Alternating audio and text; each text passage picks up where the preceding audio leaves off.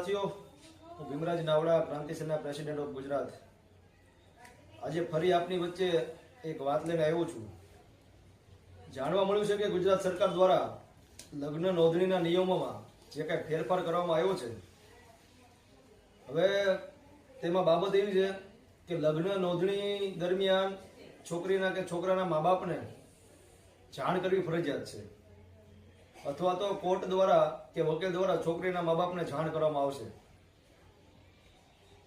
મિત્રો, ગુજરાત સરકારનો આપણે આભાર માનીએ છીએ કે જે દીકરી તેમજ દીકરો ઘરેથી ભાગીને જે લવ મેરેજ કરતા હતા મા બાપની વિરુદ્ધ, મા બાપની મરજીની વિરુદ્ધમાં, તેઓ બંધ થશે અને મા બાપની ઈચ્છા મુજબ હવે સમાજની અંદર દીકરા તેમજ દીકરીના લગ્ન થશે.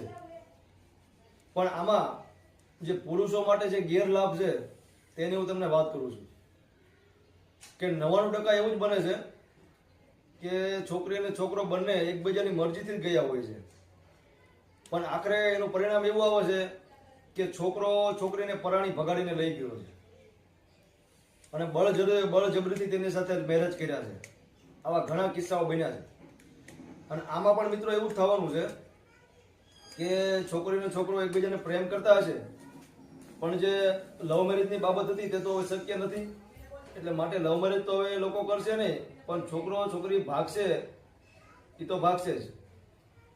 કેમ કે યુવાન અવસ્થામાં જે એકબીજાને પ્રેમ કરવા માટે એકબીજાના પ્રેમમાં પડી જાય છે, ત્યારે એ લોકોને સમાજની કે ઇજ્જતની કે ઘરની પરવા હોતી નથી. મિત્રો, ઘણા એવા દાખલાઓ બને છે કે પોતાના પરિવારની અંદર એવો વ્યવહાર ચાલતો હોય છે કે જેનાથી કંટાળી છોકરી અથવા છોકરો પોતાનું ભવિષ્ય અલગ વિચારીને આ પગલું ભરે છે. માટે જ્યારે આ પગલું ભરે છે ત્યારે એવું વિચારતા નથી કે હવે મારું ભવિષ્ય શું થશે, કે ઘરની શું ચિંતા થશે, કે ઇજ્જતનું શું થશે.